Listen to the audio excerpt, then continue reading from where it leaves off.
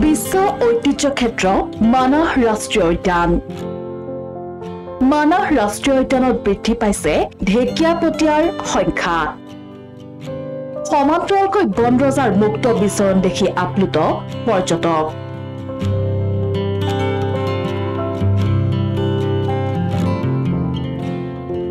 বিশ্ব ঐতিহ্য ক্ষেত্ৰ মানাহ ৰাষ্ট্ৰীয় উদ্যানত বৃদ্ধি পাইছে ঢেকীয়াপতীয়াৰ সংখ্যা। তাৰ সমান্তৰালকৈ প্ৰায়ে পৰ্যটকৰ সন্মুখত ধৰা দিছে বন ৰজাই।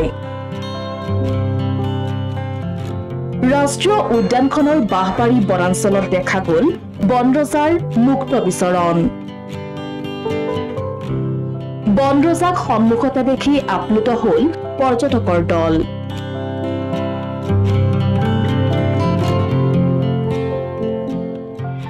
অভিজ্ঞ টুৰিষ্ট গাইড অজয় ৰায়ৰ কেমেৰাত বন্দী ঢেকীয়াপতীয়াৰ বিচৰণৰ দৃশ্য।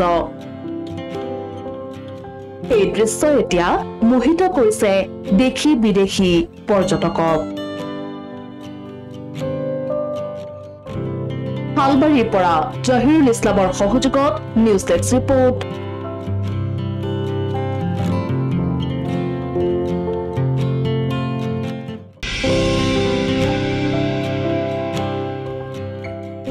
বিশ্ব ঐতিহ্য ক্ষেত্ৰ মানাহ ৰাষ্ট্ৰীয় উদ্যান।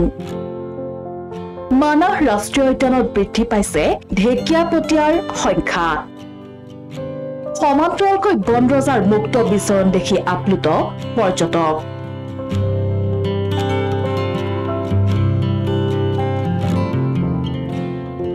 বিশ্ব ঐতিহ্য ক্ষেত্ৰ মানাহ ৰাষ্ট্ৰীয় উদ্যানত বৃদ্ধি পাইছে ঢেকীয়াপতীয়াৰ সংখ্যা। তাৰ সমান্তৰালকৈ প্ৰায়ে পৰ্যটকৰ সন্মুখত ধৰা দিছে বন ৰজাই। ৰাষ্ট্ৰীয় উদ্যানখনৰ বাঁহবাৰী বনাঞ্চলত দেখা গ'ল বন ৰজাৰ মুক্ত বিচৰণ।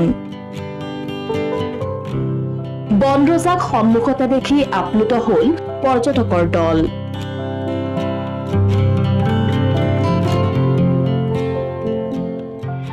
অভিজ্ঞ টুৰিষ্ট গাইড অজয় ৰায়ৰ কেমেৰাত বন্দী ঢেকীয়াপতীয়াৰ বিচৰণৰ দৃশ্য।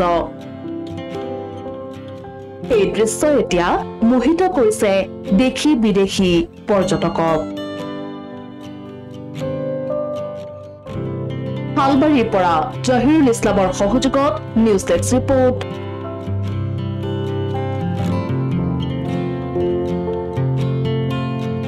अन्नपूर्णा काव घी देश के हर एक खाने को लजीज बनाता है।